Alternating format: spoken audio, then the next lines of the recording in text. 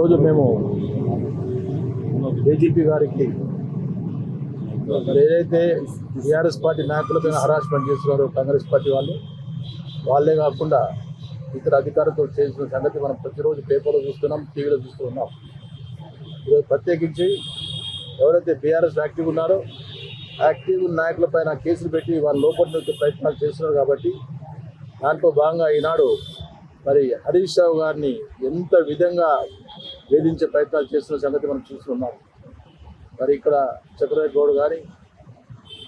గౌడ్ ఏదో మరి హరీష్ రావు గారి పైన ఇచ్చిన కాంప్లైంట్ గురించి మరి ఆ కాంప్లైంట్ పెట్టేసేసి హరీష్ రావు గారిని సతాయించాలనే ఉద్దేశంతో ఈనాడు పోలీసు వాళ్ళు చాలా ప్రయత్నాలు చేసిన తెలియజేస్తూ ఇలాంటి కార్యక్రమాలు చేస్తే బీఆర్ఎస్ పార్టీ ఎప్పుడు చూస్తూ ఊరుకోదన్న విషయాన్ని మేము తెలియజేస్తున్నాము. ఇలాంటి జరగకుండా చూడాలని చెప్పి డీజీపీ గారికి క్లియర్గా ముందు తెలియజేశాము. ఎటు చూసినా కానీ ఎవరైతే యాక్టివ్ ఉన్న వ్యక్తి పైన అక్కడ లోకల్ కాంగ్రెస్ పార్టీ లీడర్సే కాకుండా బీఆర్ఎస్లో ఉన్న వ్యక్తులను కొంతమంది దగ్గర పెట్టుకుని వాళ్ళపైన కూడా కేసు పెట్టి ఏర్పాటు చేసిన సంగతి చూస్తున్నాం. కాబట్టి ఇలాంటి జరిగితే బీఆర్ఎస్ పార్టీ ఎక్కడ హైదరాబాదే కాదు త్రూఅవుట్ తెలంగాణ ప్రాంతంలో ఎక్కడ ఊరుకునే పరిస్థితి లేని చెప్పే విషయాలు డీజీపీ గారు తెలియజేశారు. మీడియా మిత్రులకు నమస్కారం.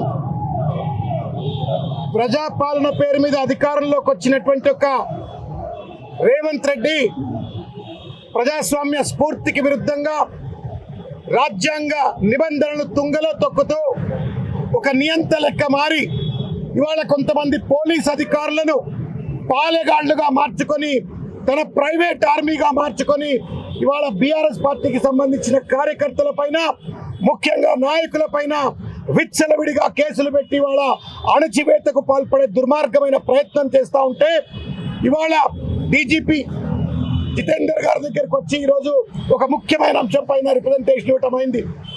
మిత్రులారా, తెలంగాణ సమాజం అంతా కూడా తెలుసుకోవాల్సిన ఒక ముఖ్యమైన అంశం ఇవాళ 7 సంవత్సరాలు శాసనసభ్యుడిగా పనిచేసి వివిధ శాఖలకు మంత్రిగా పనిచేసి మనసున్న మనిషిగా ఆపదలో ఉన్న వాళ్లకు అందుబాటులో ఉండేటువంటి ఒక నాయకుడిగా పేరున్నటువంటి ఒక హరీష్ రావు గారి పైన టెలిఫోన్ ట్యాపింగ్ చేస్తున్నాడు అని చెప్పని ఒక ఊరు పేరు లేనటువంటి ఒక habitual offender number of criminal cases ఉన్నటువంటి ఒక వ్యక్తి ఇచ్చిన కంప్లైంట్ ఆధారంగా రేవంత్ రెడ్డి ఆ కంప్లైంట్ ను శిఖండి లెక్క వాడుకొని వాళ్ళ హరీష్ రావు గారిని ఫోన్ ట్యాపింగ్ కేసులో జైల్లో పెట్టాలని చెప్పని ఒక కుట్రపూరితమైన ప్రయత్నం చేస్తూ ఉండు.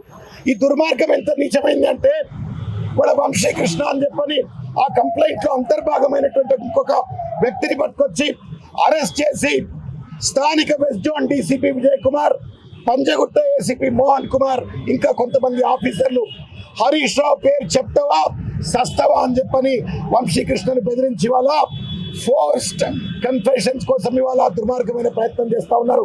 చట్టానికి వ్యతిరేకం, సిఆర్పిసికి వ్యతిరేకం, భారత రాజ్యాంగ స్ఫూర్తికి వ్యతిరేకమైనటువంటి ఒక చర్యలకు పాల్పడుతూ ఇవాళ ఏ రకంగానే సరే అడ్డమైన దారిలో హరీష్ రావు గారిని నిర్బంధించాలనే ప్రయత్నం చేస్తూ ఉన్నారు. మిత్రులారా, గత సంవత్సరన్నర కాలంగా చూసినట్టయితే అనేక పర్యాయాలు కేసీఆర్ గారి పైన, కేటీఆర్ గారి పైన, కవిత గారి పైన, ముఖ్యంగా హరీష్ రావు గారి పైన అనేక మంది దాడులు చేసే ప్రయత్నం చేసిండ్రు. ఖమ్మంలో దాడులు చేస్తే కేసు పెట్టమంటే ఉల్టా వాళ్ళ హరీష్ రావు గారి పైన కేసు పెట్టి నిర్బంధానికి గురి చేసే ప్రయత్నం చేసిండ్రు.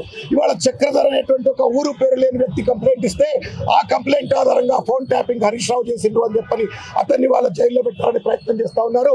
సాక్షులను బెదిరించి అదిరించి చట్టాన్ని గుప్పెట్లో పెట్టుకుని రేవంత్ రెడ్డి చేతిలో కీరు బొమ్మలుగా మారిన కొంతమంది పోలీస్ అధికారులు ఇవాళ దుర్మార్గమైన రీతిలో వ్యవహరిస్తూ ఉన్నారు. మేము ఒకటే విజ్ఞప్తి చేశాం జితేందర్ గారికి, పార్టీలు ఉంటాయి పోతాయి, అధికారం ఉంటుంది పోతుంది, కానీ custodians of the constitution police are permanent. ఒకప్పుడు తెలంగాణలో పోలీసులు అంటే గర్వపడే వాళ్ళం, ఫ్రెండ్లీ పోలీస్ అని చెప్పని, చట్టానికి రాజ్యాంగానికి లోబడి పనిచేసే పోలీస్ అని. కానీ ఇవాళ రేవంత్ రెడ్డికి ఇవాళ ప్రైవేట్ ఆర్మీ లెక్క పనిచేస్తున్న పరిస్థితి చూస్తూ ఉన్నాం. రేవంత్ రెడ్డి చెప్పు చేతుల్లో పనిచేస్తూ ఇవాళ ప్రతిపక్ష పార్టీ నాయకుల గొంతుల్లోకే ప్రయత్నం చేస్తూ ఉన్నారు. సామాజిక మాధ్యమకారుల పైన, ప్రతిపక్ష పార్టీ నాయకుల పైన, ముఖ్యంగా కేటీఆర్, హరీష్ రావు గారు లాంటి వాళ్ళ పైన కేసులు పెట్టి వాళ్ళ అణచివేత ప్రయత్నం చేస్తూ ఉన్నారు. రేవంత్ రెడ్డి ఒకటే విషయం గుర్తుపెట్టుకోవాలా, ఎంతెంత అయితే అణచివేతకు పాల్పడతాడో అంతకు ఉవ్వెత్తున ఇవాళ బీఆర్ఎస్ పార్టీ ఎగిసిపడుతుంది.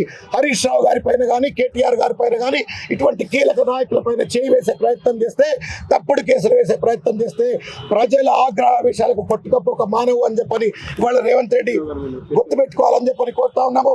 ముఖ్యంగా పోలీస్ అధికారులు, అయ్యా మీకు జీతం ఇచ్చేది రేవంత్ రెడ్డి కాదు, మీకు మీ నెత్తిన టోపీ పెట్టింది రేవంత్ రెడ్డి కాదు. రేపు పొద్దుగాల మీరు ఇట్లే వ్యవహరిస్తే మేము డిఓపిటీకి పోతాం, డిపార్ట్మెంట్ ఆఫ్ పర్సనల్ ట్రైనింగ్ పోతాం, నేషనల్ హ్యూమన్ రైట్స్ కమిషన్ దగ్గర పోతాం. ఉన్న టోపీలు మీ బెల్టులు కూడా ఊడిపోతాయి ఇట్లే కనుక వ్యవహరించినట్టయితే. ఈ రకంగా రాజ్యాంగానికి వ్యతిరేకంగా వ్యవహరించినట్టయితే మీకున్నటువంటి ఒక విస్తృస్థాయి అధికారులను అధికారాలను దుర్వినియోగం చేసే ప్రయత్నం చేస్తే మీ టోపీలు పోతాయి, మీ బెల్టులు పోతాయి, మీ ఉద్యోగాలు పోతాయి అనే విషయాన్ని దయచేసి గుర్తుపెట్టుకోవాలని చెప్పని తెలియజేస్తున్నాం. చూస్తూ ఉన్నాం పక్క రాష్ట్రాల్లో ఎవరైతే అధికారులు విచ్చలవిడిగా వ్యవహరిస్తే వాళ్ళు ఇవాళ ఉద్యోగాలు కోల్పోయి బయట ఉన్న పరిస్థితి చూస్తూ ఉన్నారు. మీరు కూడా అటువంటి యొక్క పరిణామాన్ని ఎదుర్కొంటారా మీరు తేల్చుకోవాలని చెప్పని ఈ సందర్భంగా తెలియజేస్తున్నారు.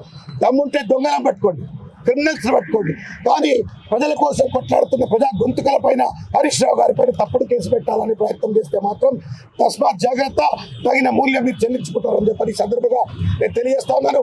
హైకోర్టు ఈ కేసులో స్పష్టంగా చెప్పింది, ఇది తప్పుడు కేసు, ఈ మొత్తం కూడా ఒక తప్పుడు కేసు, ఇది మొత్తం ఇన్వెస్టిగేషన్ ఆపేయాలని చెప్పిన తర్వాత కూడా పోలీసులు రేవంత్ రెడ్డికి తొత్తులు లెక్క వ్యవహరిస్తూ వ్యతిరేక పాల్పడటం నేరం. డీజీపీ గారు సానుకూలంగా స్పందించినారు.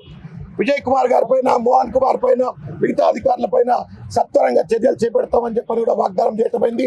మేము చట్టాన్ని నమ్ముతా ఉన్నాం, రాజ్యాంగాన్ని నమ్ముతా ఉన్నాం. ఒకవేళ ఇక్కడ మాకు న్యాయం లభించకపోతే ఈ డీజీపీ దగ్గర మేము తప్పనిసరిగా గవర్నర్ దగ్గరికి వెళ్తాం, మేము తప్పనిసరిగా ఢిల్లీలో డిఓపిటీ దగ్గరికి వెళ్తాం, నేషనల్ హ్యూమన్ రైట్స్ కమిషన్ దగ్గరికి వెళ్తాం. కానీ అన్యాయాన్ని మాత్రం సహించమని చెప్పని హెచ్చరిక దారిస్తా ఉన్నాం. మీడియా మిత్రులందరికీ నమస్కారం. ఇందాక ఎమ్మెల్యే ముఠా గోపాలన్న, అట్లాగే స్పోక్స్ పర్సన్ శ్రవణ్ అన్న చాలా విషయాలు చెప్పడం జరిగింది. ఒకటే రేవంత్ రెడ్డి గారు ఏమనుకుంటున్నారంటే, కేటీఆర్ గారు, హరీష్ రావు గారు ప్రతి విషయం లోపల కాంగ్రెస్ పార్టీని అడుగడుగున చీల్చి చెండాడుతూ ఉన్నారు. ఒకవేళ వీళ్ళను భయపెట్టినట్లయితే, వీళ్ళని నిర్బంధించినట్లయితే ఇంకా మాకు ఎదురుండదు అనేటటువంటి ఒక భ్రమ లోపల రేవంత్ రెడ్డి గారు బతుకుతున్నారు. కానీ ఎట్టి పరిస్థితుల లోపల బీఆర్ఎస్ పార్టీ నాయకుల మీద ఎంతమంది మీద కేసులు పెట్టినా కానీ మేము అది లేదు బెదిరేది లేదు, ఖచ్చితంగా మీ అరాచకాలన్నింటినీ కూడా ఎండగడతాము. ఇందాక మా వాళ్ళు చెప్పినట్లు ఇక్కడ న్యాయం జరగకపోతే ఇంకా చాలా స్థానాలు ఉన్నాయి, అక్కడికి వెళ్తాం, మేము పోరాడతాం. ప్రజల పక్షాన బీఆర్ఎస్ పార్టీ ప్రధాన ప్రతిపక్షంగా నిలబడుతుంది అనేటువంటి విషయాన్ని తెలియజేస్తాం. ఈరోజు మేము డీజీపీ గారికి కంప్లైంట్ ఇచ్చాము. ఏదైతే డీసీపీ విజయ్ కుమార్ చేసిన అకృత్యాలు ఏవైతే ఉన్నాయో, వంశీకృష్ణని చాలా ఇల్లీగల్గా ఆయన కస్టడీలోకి తీసుకొని తను ఏదైతే అరెస్ట్ చేశారో వంశీకృష్ణ గారిని, ప్లస్ మేము ఆల్రెడీ హైకోర్టులో కూడా కేసు వేయడం జరిగింది. ఆ కేసులో కూడా చాలా క్లియర్గా ఇది తప్పుడు కేసు అని కూడా ప్రూవ్ అయింది. సో మొత్తం కేసు మీద స్టే కూడా వచ్చింది.